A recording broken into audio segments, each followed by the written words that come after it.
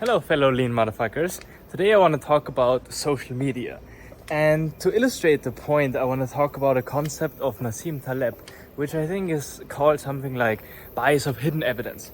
So, back in the days, it was assumed that whenever you were a sailor and you went out to sail the world, you would only survive if you would pray to God. Because all of the sailors that would survive deadly storms and big waves always said, we survived because we were sitting on our boat and we prayed to God and God saved us. But there are a lot of other sailors that died, even though they prayed to God, but they're on the bottom of the ocean, they're dead, and they cannot say, hey guys, we actually prayed to God, but no God ever saved us. And how this relates to social media is quite simple. The funny thing is, that probably only the top 0.5% or 1% of creators actually make money. The other ones are just fucking around and copying everything else that these top 1% of creators are doing. A great example of this is Alex Hormozi shorts. Okay, this guy started doing shorts with like these yellow subtitles and these hashtags, and people are like, wow, I should tell people about how to get more leads. Or I should now just double down on YouTube shorts. But guess what? It really doesn't work. And the reason for that is that, Alex Hormozi said that, he was like, okay, should I do short form content? Okay, who really watches short form content? I don't know. But it worked for Gary Vee. But Gary Vee, one, is really fucking entertaining and he's real character. And two, Gary Vee started doing short form content where there was absolutely no competition and he was the only one doing it.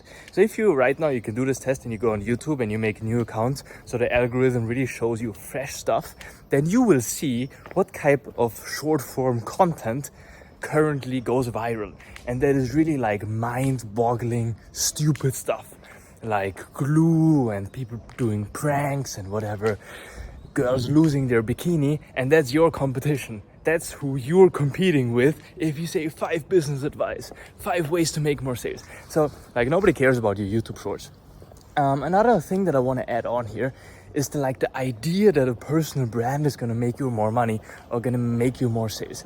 Because I've been thinking about this, when did people have this new vehicle in mind to say I should build a personal brand. I should start posting on Instagram because it's gonna help me make more money.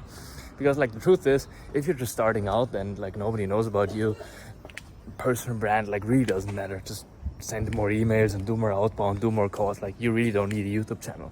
So Ben Settle says that, or to use a quote, what a personal brand really is, or a brand is basically you're getting more relationships, more client relationships, and you're taking care of your existing client relationships. And that's all it is. So then you ask yourself, okay, you're this entrepreneur and you're doing short form content. Is this really a good way for you to get a lot of client relationships? Okay, we already identified that going viral with short form content is really fucking hard. And do you think that somebody that watches 5 seconds of your highly algorithm optimized dopamine rugging YouTube short is gonna appreciate that and be like, wow, I would really like to buy a 10k mastermind of that dude, or really build a long lasting relationship with this creator? Probably not. So then you ask yourself, okay, what is a better way for me to take care of my client relationships? And that is longer form content. That is more sophisticated content, like emails, like blogs, like streams, like one-on-one calls. Just content that allows you to not be a total sucker and be your own authentic self while being entertaining, while being educating and all that stuff. One last thing to round it off today.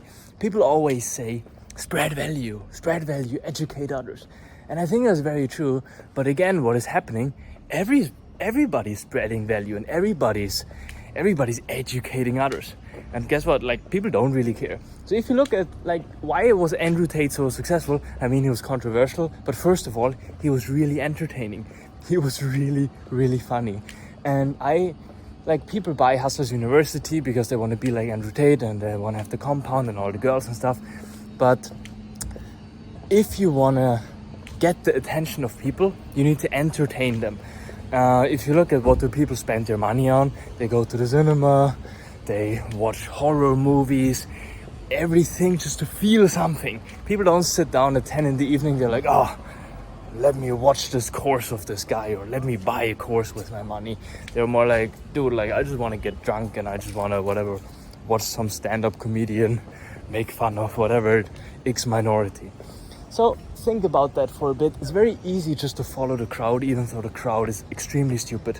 And it's gonna cost you a lot of time and a lot of money as a creator just by like copying what other people do without thinking about it. Because all the creators that have no success doing exactly what you're doing can't speak for themselves. Cheers for that, in motherfuckers, and back to work.